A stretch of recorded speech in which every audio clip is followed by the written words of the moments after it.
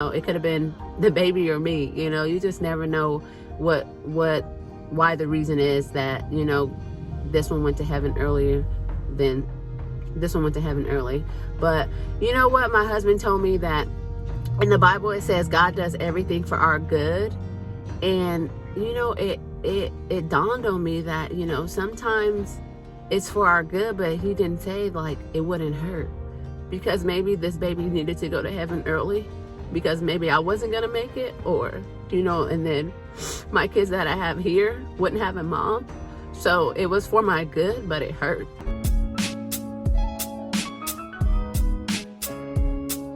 Good morning, everyone.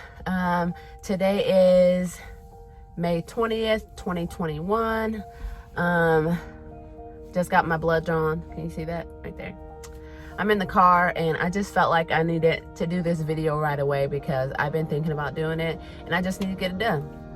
So as much as I don't want to do this video, I feel like it will bring me extra healing, and it will also bring healing to other women who have been through it. So I'm just going to talk about it. So on March 14th, I felt like, hey girl, maybe you need to take a pregnancy test because you're kind of late. And it's so funny because on March 13th, I was giving my son a bath, and he was like, hey mom, when my new brother comes, he's gonna be my best friend. I was like, okay, cool. And even that same day when I was at my friend's house, we were playing, and my son said, Mom, your belly's getting a little bigger. You know what that means? Nope, I don't. Yeah, you do. I was like, okay. So then I realized, hey girl, you're kind of late. So I took a pregnancy test on March 14th, 2021, and it didn't even take 2 seconds. It was like, whoop, you pregnant, girl. And I was like, okay, we didn't plan this. We didn't plan any of them. So I was like, cool. Told my husband, you guys, he gives the best reactions when I tell him I'm pregnant. Never. So I was like, hey, guess what? I'm pregnant. He was like, who? Because he was sleeping. Me. Oh, all right, girl, don't jump the gun. I'm like, well, for a test, not jumping the gun. You did it. So, like I said, we don't ever plan them. Just spontaneous, So I felt great. I was excited. So I'm going to rewind back to July 2020. I had a miscarriage. They called it a molar pregnancy. I'll do another video on a molar pregnancy because I didn't even understand a molar pregnancy. But yeah, so in July 2020, I had a miscarriage, and I had to get a D&C so they can clean it all out. So this time, I did not tell a lot of people. I'm usually that pregnant person, like I'm one day pregnant, I'm shouting it to the world because I'm excited. It's exciting. I don't know who allowed somebody to say that, hey, pregnant women, you can only tell people when you hit 12 weeks because that's the safe zone. You're a liar. Whoever started that, I wish you hadn't, because I feel like when you find out you're pregnant, if you just want to tell the people you're closest to so you can have somebody there to support you, tell them. Like, God allows us to get out of the safe zone, not 12 weeks. But anyway, so yeah, I didn't post it on Facebook like I did in 2020.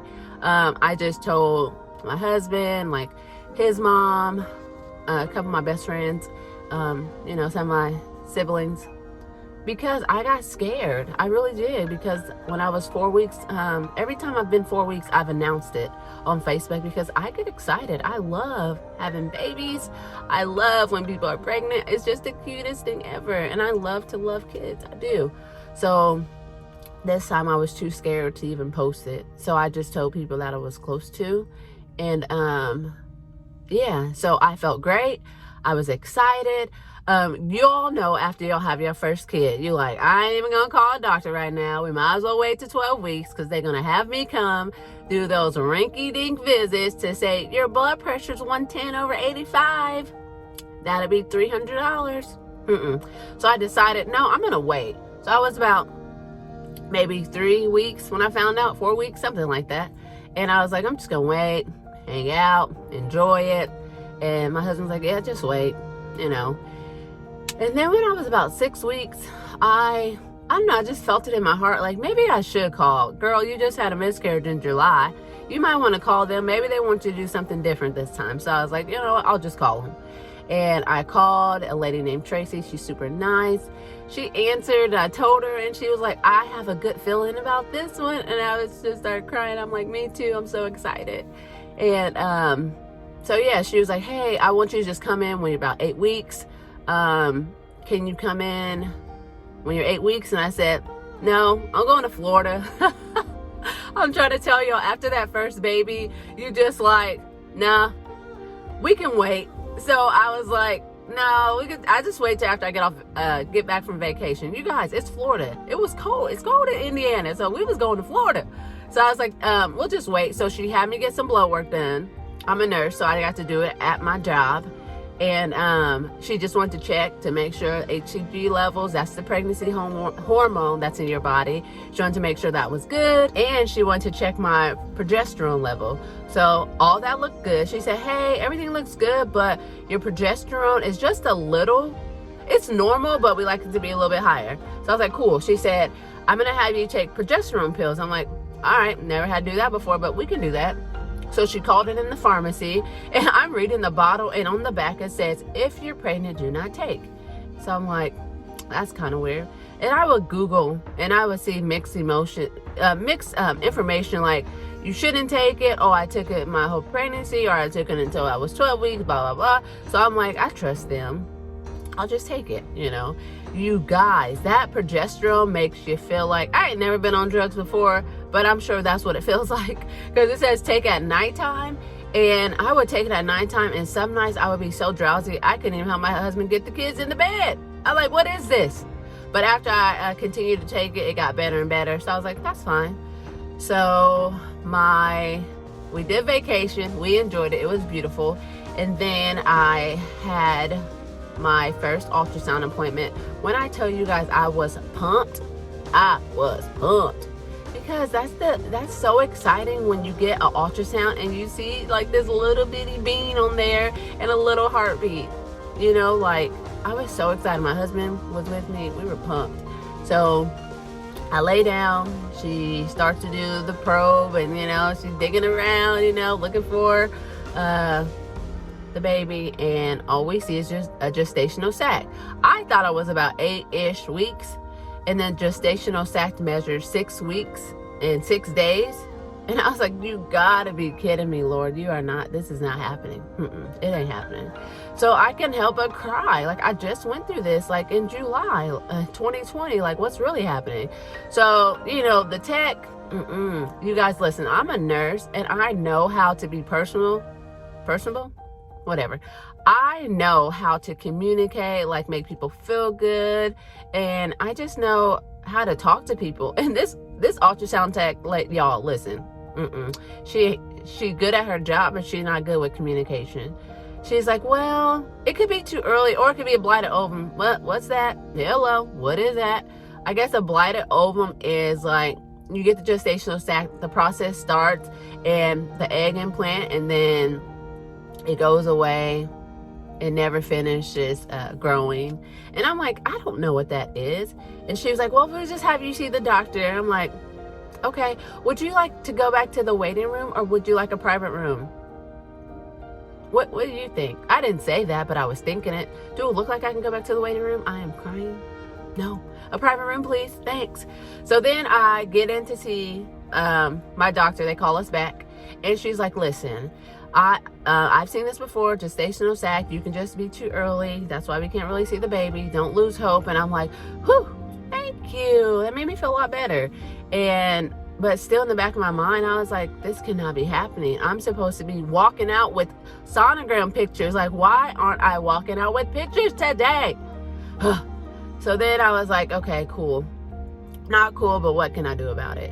So she was like, come back in a couple of weeks. We'll do it again. So you're 6 weeks, 6 days. That's what it says. And your gestational sac is measuring just fine. I was like, okay. But you guys, I could not help but go to my best friend, Google. You guys, don't go to Google. Don't go to Google. But I did. So I Googled everything, and it was crazy. Like, you guys, I came across some stories where some women did not see their baby until they were like 4 months, 5 months, and this one girl was bleeding crazy, and she didn't even see her baby until she was 5 months, and she thought she miscarried, but she didn't. So I was like, there's some hope in a lot of these stories, so I'm gonna stick with it. And you guys, me and Jesus are like this. I'm pretty close with him. So I was like, come on, Lord, I know you are not gonna let this happen to me again, okay? So, you know, I'm all nervous. I didn't really talk to people at work about it because I wasn't telling people, so I couldn't talk about it. So 2 weeks passed, and my son's so excited, you guys. He's 5. And when I told him, like, we were having a baby, he hugged me, guys, and said, Mommy, I am so proud of you. Like, that was so sweet. And I was like, God, you cannot let this happen, because I just told my 5-year-old, you know, that we're gonna have another kid. My 2-year-old, she didn't really care. But anyway, so sorry guys. So I came back 2 weeks later, and you know, I was just nervous. I wasn't bleeding, I wasn't cramping or anything. I was just scared, because like, not seeing something on your ultrasound is like scary. So I came back 2 weeks later, and you know, I lay down. I was so excited, because I'm like, okay, Lord, I trust you anyways, and I know we're gonna get a good outcome. So I lay on the table, and you know, my awesome ultrasound tech, you know, she's doing her job. She's not saying anything, so that made me nervous too. So I was like, so I finally said, did you see anything? And she said, no, I see the same thing. And I was like, you gotta be kidding me. So I was like, Lord, I still trust you. I don't even know how I'm saying I still trust you when I see nothing on the screen. So I got another private room, thanks ultrasound tech, because I really needed it that day, because I'm like, there's no way. God, I've trusted you, I prayed, and I don't know why we don't see anything. So this day, we had to go back and see the doctor, and my husband had to leave a little early, so I was by myself, because he had to go get our kids. And so the doctor come in, and she's talking to me, and I'm just crying, because I don't know what else to do, because I'm just upset and I'm sad. So she starts to talk, and she said, the sac has got a little smaller, and she's so nice, but sometimes when they deliver stuff, you're like, dang, just cut me, why don't you? She was like, so more than like, no, she didn't say more than like, she said, you will miscarry. And I'm like, what? Is she serious? Like, is this really happening again? And then she started talking about giving me some pills to help start it. And I had read a story before I went back there, and this lady said they tried to give her pills, and she decided not to take them. And then she had another ultrasound, and then boom, she's seen her sweet baby in the gestational sac. So I was just like, you know what, God, I'm gonna go with you. If it's not supposed to happen, you allow it to happen naturally. And if I'm supposed to see my sweet baby in my gestational sac next time, let me. They wasn't even gonna give me another ultrasound. I had to ask, because I was like, have you ever seen anybody come away with a success story, like not seeing something in a gestational sac after the second ultrasound? She said no. And I was like, and I finally had to tell her, like, I'm sorry, I just trust God, and I'm just gonna trust him, and hopefully I see a baby next time. She's like, well, if you want to do another ultrasound, you can. I'm like, thanks, why wouldn't you? Like, everybody's different. And then she was like, oh yeah, wait, I did have a patient where we did 2 ultrasounds, we didn't see a heartbeat, and then we did a third one. I bet it was the patient's choice, and then we seen a heartbeat. So I'm sure they counted her out, you know. So I asked for another ultrasound, and you guys, it was just the worst. Just waiting. She was like, we're gonna do next week. I'm like, let's do 2 weeks, because I just want to make sure that everything's good, and if I'm supposed to see something, that I see something. And so we waited and waited and waited, and then you guys, I was at work on a Wednesday. I'm a nurse, like I said, and I start spotting. I was like, you gotta be kidding me. But then it stopped. So my manager has had 3 miscarriages, and she was like, no, when you bleed, you bleed. I was like the floodgates of heaven, or departing the Red Sea? She said, yes. So I was like, you know what, God, I'm still trusting you. Like, I'm not bleeding crazy. It's just spotting, and then it stopped. Call my husband, and he was like, remember, we're just trusting God. I'm like, okay, crying. Get yourself together, girl. You got to pass some medications. So I got myself together, and I was like, cool, it's fine. You guys, the next day, I start bleeding more, and then more and more.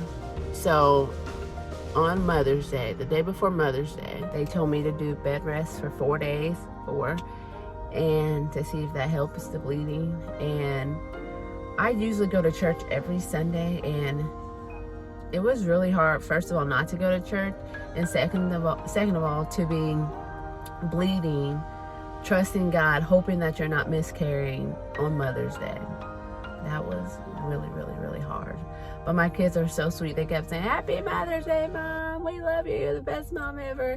And my husband did go to church because he helped with the sound and stuff like that.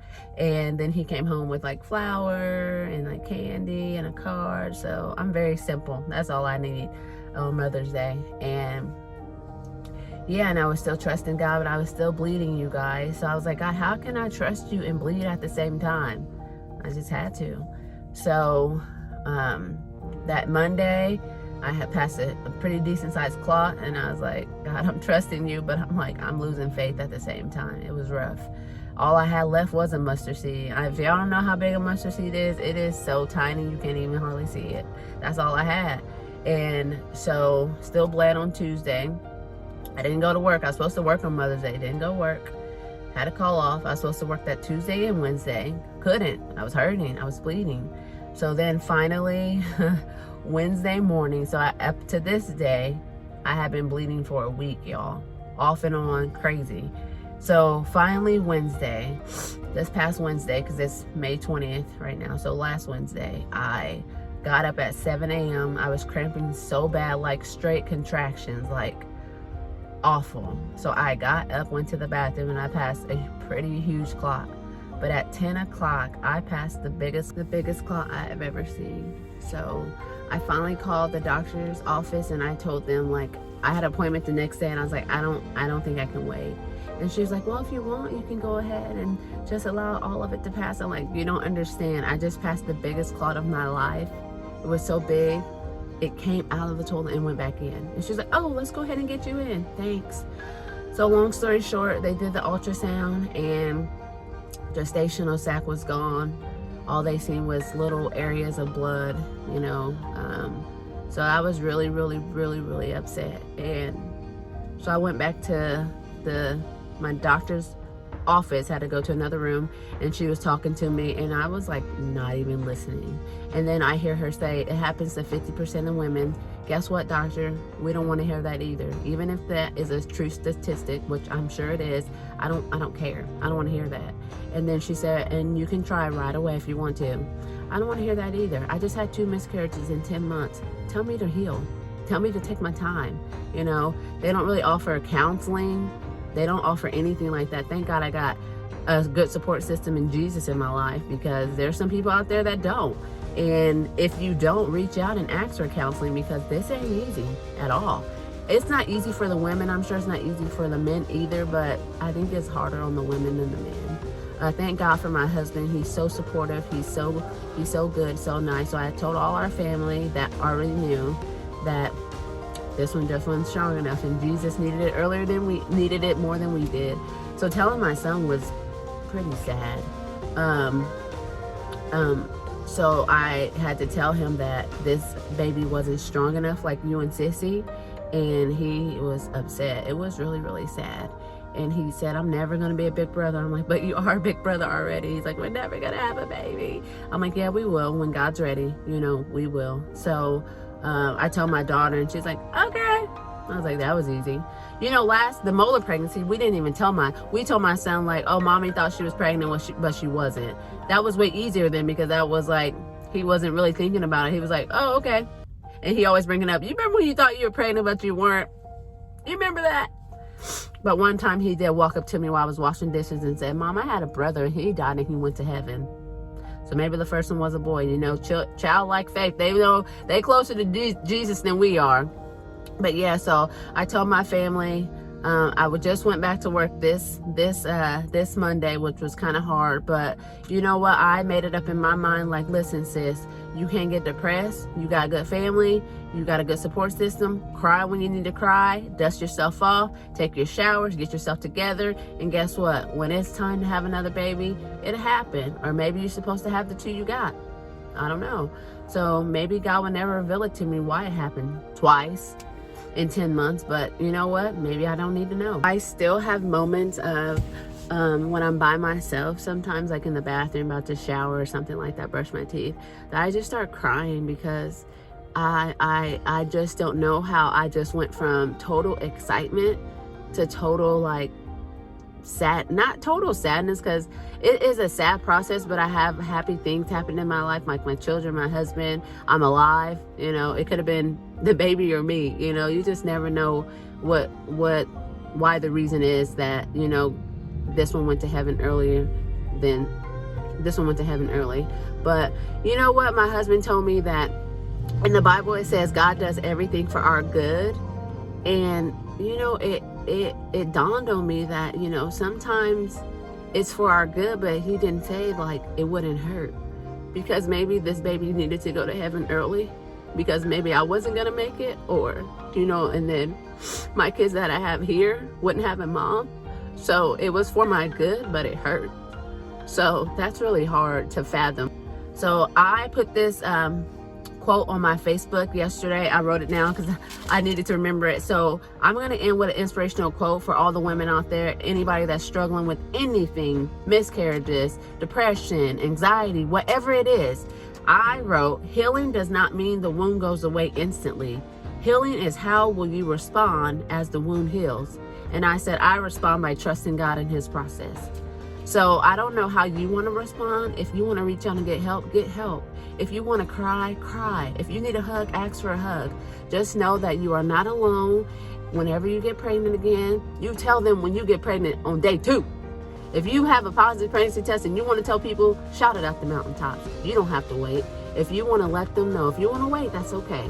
But I just want to say thank you guys for watching my channel. Make sure you like, comment, and subscribe. If you guys have any motivational or inspirational quotes, put them down below. And just continue to rock with me on this journey. You guys, I'm going to be open and transparent. We call it HOT. Honest, open, and transparent. I got that from Transformation Nation. Pastor Michael Todd, shout out to you. But yeah, I love you guys, and I hope you guys have a wonderful, wonderful weekend. And just make sure you continue to follow Jasmine, okay? Peace.